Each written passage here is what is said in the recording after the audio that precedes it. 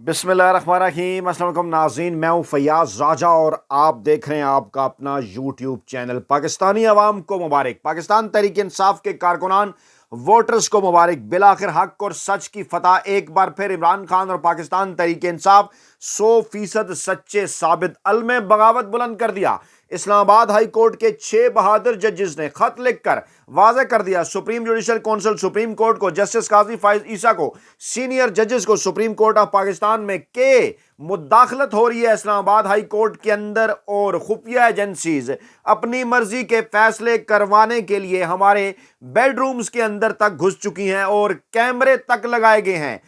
होशरुबा तफसीलात हैं और 6 बहादुर जजेस, मैं नाम आपके सामने रखने जा रहा हूं। अहम तरीन केस है इस्लामाबाद हाई कोर्ट के अंदर, साइफर केस लगा हुआ है और जस्टिस आमिर फारूक और जस्टिस गुल हसन औरंगजेब के अलावा बाकी तमाम के तमाम जो 6 जजेस हैं वो आगे हैं जनाब, खुलकर सामने सिस्टम के खिलाफ अलम बगावत बुलंद कर दिया है। Justice Mohsin Akhtar Kiani, justice Tariq Mahmood Jahangiri, justice Babar Sattar, justice सरदार एजाज इसहाक, जस्टिस अरबाब मोहम्मद ताहिर, जस्टिस समन रिफत इम्तियाज। और यह मामला एक ऐसे वक्त में हुआ कि गुज़श्ता पूरे 2 साल के दौरान 2023 से लेकर इमरान खान के खिलाफ जो टेरियान सीता वाइट केस था उस वक्त से लेकर किस तरह से वो तारीख का अजीब व गरीब फैसला आया था कि जब जजेस की अक्सियत ने तो इसको नाकाबिल समात करार दिया और किस तरह से जस्टिस आमिर फारूक साहब फिर इसको लेकर आगे आए इस केस के अंदर और क्या कुछ फैसले देते रहे। जो वेबसाइट थी इस्लामाबाद हाई कोर्ट की, उसके साथ क्या कुछ खिलवाड़ किया जाता रहा, ये एक पूरी तारीख है। इस प्लेटफॉर्म पर हम आपको बता चुके और अब भी सूरत हाल ये है कि जस्टिस आमिर फारूक और जस्टिस गुल हसन औरंगजेब के अलावा ये 6 बहादुर जज साहिबान हैं जिन्होंने बाकायदा तौर पर खत लिख दिया है। इसकी तफसीलात रखने जा रहे हैं हम आपके सामने। इंतहाई होशरुबा इस्लामाबाद हाई कोर्ट के 6 जजेस ने अदालती अमूर में एजेंसियों की मुदाखलत की तहरीरी शिकायत सुप्रीम जुडिशल काउंसिल के तमाम मेंबरान को भिजवा दी है। इंतहाई खौफनाक सूरत हाल है और देखते हैं कि अब चीफ जस्टिस काजी फाइज ईसा साहब क्या करते हैं। जनाब, सुप्रीम जुडिशल काउंसिल को लिखे गए खत में इस्लामाबाद हाई कोर्ट के काजी आमिर फारूक साहब, काजी गुल हसन औरंगजेब शामिल नहीं हैं, जबकि 6 आजाद मंश बहादुर जज साहबान, और उन्होंने बता दिया है, वाज़ेह कर दिया है कि खुफिया एहलकार मनपसंद फैसलों के लिए दबाव डाल रहे हैं। एक बार फिर उनके नाम मैं आपके सामने रखने जा रहा हूं। ताज़ा तरीन अपडेट्स हैं ये, इस हवाले से तफसीलात आ रही हैं, साथ साथ हम आपके गोश गुजार कर रहे हैं। Justice Mohsin Akhtar Kiani, justice Tariq Mahmood Jahangiri, justice Babar Sattar, justice सरदार एजाज इसहाक, जस्टिस अरबाब मोहम्मद ताहिर, जस्टिस समन रिफत इम्तियाज, और जो रिमार्क्स मुख्तलिफ केसेस में इन जजेस साहिबान की जानिब से आते रहे हैं वो भी आपके सामने हैं। और चीफ जस्टिस जो इस्लामाबाद हाई कोर्ट के हैं जस्टिस आमिर फारूक और जस्टिस गुल हसन औरंगजेब, ये किस तरह से अदालती अमूर को चलाते रहे हैं, मामला आपके सामने है। हाल ही में शौकत सदीकी का केस सामने आया था और बुग़्ज़ इमरान खान निकालने के लिए और जो कुछ उसके अंदर किया गया वो आपके सामने है। काजी फाइज ईसा साहब माजी के तमाम तर गोंगलुओं से मट्टी झाड़ रहे हैं। मैंने पहले भी आपको बताया कि चाहे जुल्फी भुट्टो का मामला हो, नवाज शरीफ का मामला हो या फिर जस्टिस शौकत सदीकी का मामला हो, इन तमाम से वो गोंगलुओं से मट्टी झाड़ रहे हैं। लेकिन जो कुछ आज हो रहा है मुल्क पाकिस्तान के अंदर उसकी तरफ बिल्कुल तवज्जो नहीं दे रहे। लेकिन अब ये हुई है एक बड़ी डेवलपमेंट और बड़े एंकर वेले कालम निगार और मुलाजम साफ़ी क्यों खामोश हैं? क्योंकि ये इमरान खान का दौरे हुकूमत नहीं है, क्योंकि ये माफिया हैंडलर्स और सहूलतकारों का दौरे हुकूमत है जो कि इनकी भी सहूलतकारी करते हैं। और वाज़ेह कर दिया है खुफिया एजेंसीज की जानिब से जजेस पर मुसलसल दबाव है और ये मामला chief justice Islamabad high court के सामने उठाया जा चुका है। और उन्होंने कहा कि ये मामला वो ISI के DGC के सामने उठा चुके हैं और उन्होंने आइंदा ऐसा ना होने की यकीन दहानी करवाई है। तहम अब भी जो है वो मुदाखलत जारी है खुफिया इदारों की जानिब से। बहुत बड़ा इंकशाफ है ये। और जनाब, शौकत अजीज़ की जो फर्जी कहानी थी उसके अंदर ज़ेब दास्तान के लिए भी काफ़ी कुछ था ना, इमरान खान के खिलाफ बुग़्ज़ निकालने के लिए, क्योंकि शौकत अजीज़ सदीकी साहब हैं वो इरफान सदीकी साहब के क्या लगते हैं, بتانے کی ضرورت نہیں ہے، سب کو اس بات کا اندازہ ہے۔ شوکت صدیقی صاحب 2002 میں MMA کے ٹکٹ پر الیکشن بھی لڑ چکے ہیں، کتاب کے نشان پر۔ MMA ملا ملٹری الائنس تھا، MMA کس نے بنائی تھی، ان کے بڑے پرانے تعلقات ہیں جرنیلوں کے ساتھ، ایجنسیوں کے ساتھ، اور یہ سارے معاملات کا انہیں اندازہ ہے۔ لیکن جس طرح سے نواز شریف کے حق میں ایک ماحول انہوں نے بنایا اور جس طرح سے یہ استعمال ہوئے، وہ ساری چیزیں بھی آپ کے سامنے ہیں۔ لیکن اب یہ آ گیا ہے جناب معاملہ کہ آج بھی میں آپ کے سامنے کچھ سطریں رکھتا ہوں، ان کے جو فرسٹ کزن ہیں شوکت صدیقی کے، عرفان صدیقی صاحب، آج بھی انہوں نے ایک کالم لکھا اور جناب انہوں نے بڑا شور کیا جب project Imran, project Imran, project Nawaz Sharif تھا جناب۔ اصل میں حوالے دے چکا ہوں، کتابیں یہاں پر موجود ہیں، اور آپ بھی کسی کا پروجیکٹ تھے۔ جنرل اختر عبد الرحمان صاحب اور جنرل ضیاء الحق صاحب کے اوپر کتابیں لکھنے والے اور انہیں شہید جہاد افغانستان قرار دینے والے اور کہنے والے کہ ان کا جو ہے وہ ان کو قرون اولیٰ کے سپہ سالاروں کے ساتھ ان کو ریٹ کیا جائے گا،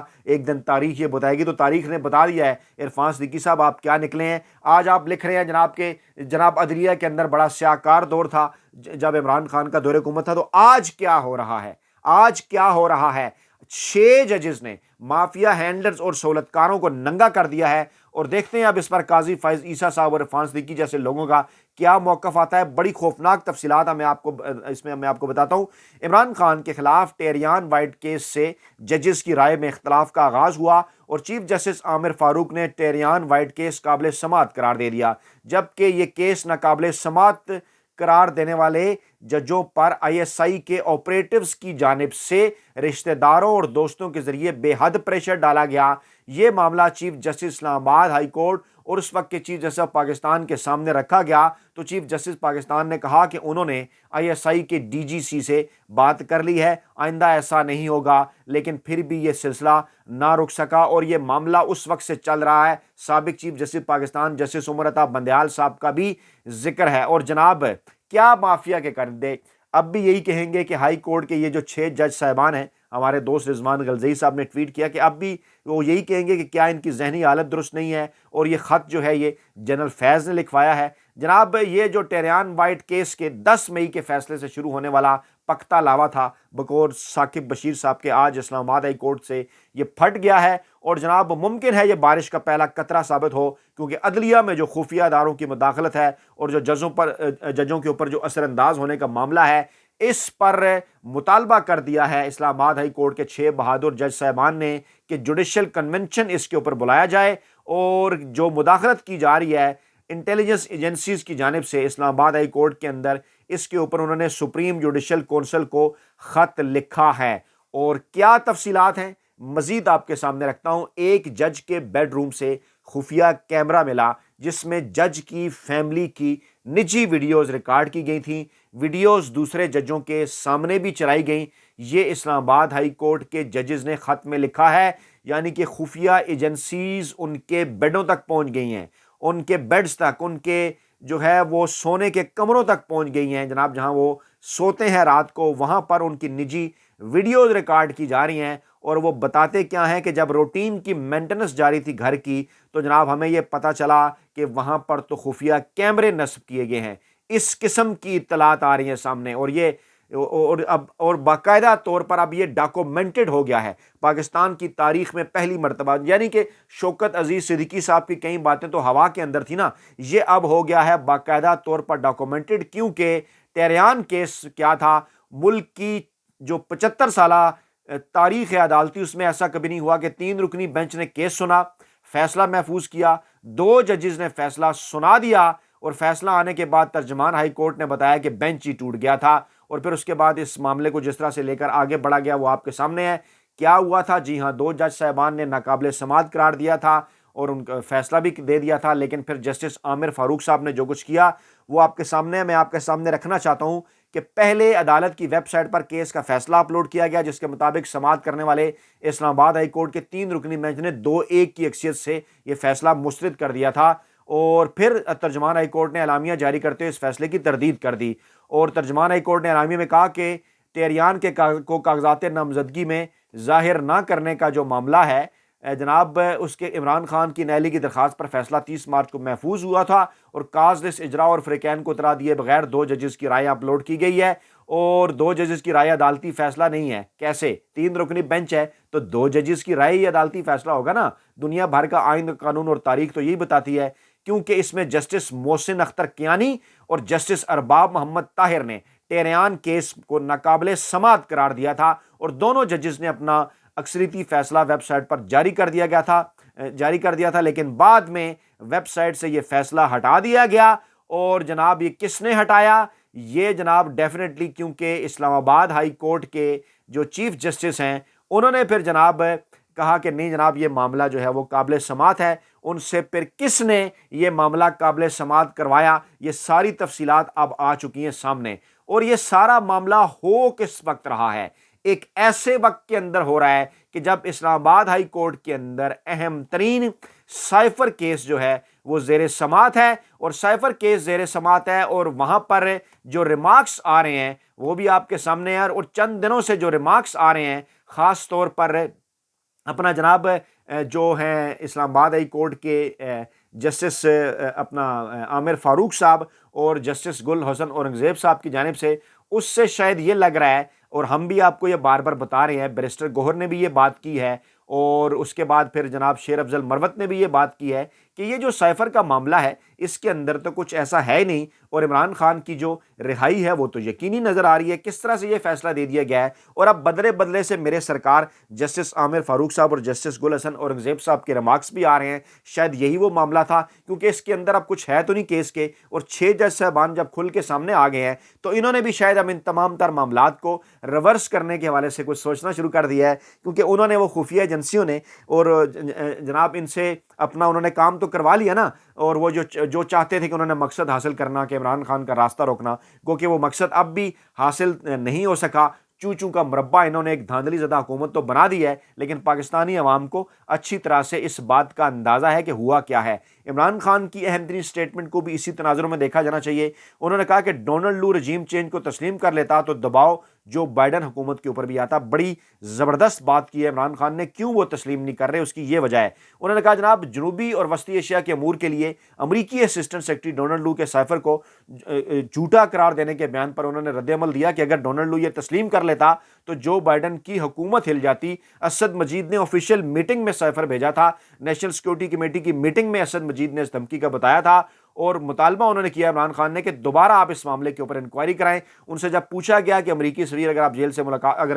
اگر آپ سے جیل میں ملاقات کرنے کے لیے آئے تو کیا ہوگا، تو انہوں نے کہا جناب کہ ابھی تک تو مجھ سے ملاقات کرنے کے لیے نہیں آئے، لیکن اگر امریکی سفیر سے ملاقات ہوئی تو میرا بیانیہ، میرا موقف وہی ہے، ڈونلڈ لو کے بیان اور امریکی سفارتخانہ کے کردار پر میں ضرور بات کروں گا۔ اور پھر عمران خان نے کہا کہ اصل سائفر دفتر خارجہ میں موجود ہے، ہمیں سائفر کی پیرافریز کاپی دی گئی تھی۔ وزیر اعظم اپنے آفس کا چوکیدار نہیں ہوتا، وزیر اعظم آفس کے کچھ سیکیورٹی پروٹوکولز ہوتے ہیں۔ زبردست خان صاحب، کیا بہترین انداز نے آپ نے یہ چیزیں واضح کر دی ہیں۔ پیرافریز کا مطلب ہے اصل متن کو متن کے معنی کھوئے بغیر مختلف الفاظ میں پیش کرنا۔ عمران خان نے کہا کہ 9 مئی واقعات پر اب تک کوئی انکوائری نہیں ہوئی۔ چیف جسٹس قاضی فائز عیسیٰ سے CCTV فوٹیج کو ریکور کرنے کا حکم جو ہے وہ ہم نے ان سے مطالبہ کیا ہے کہ وہ یہ فوٹیج ریکور کرنے کا حکم دیں جناب، اور جس نے یہ فوٹیج چوری کی ہے ان کو بھی سامنے لے کر آئیں، پتہ چل جائے گا 9 مئی کے ذمہ داران کون ہیں۔ 9 مئی کے واقعات کی تحقیقات کے لیے جوڈیشل کمیشن بنایا جائے، اور چیف جسٹس PTI کی 25 مئی کی جو پٹیشن ہے وہ بھی سنیں،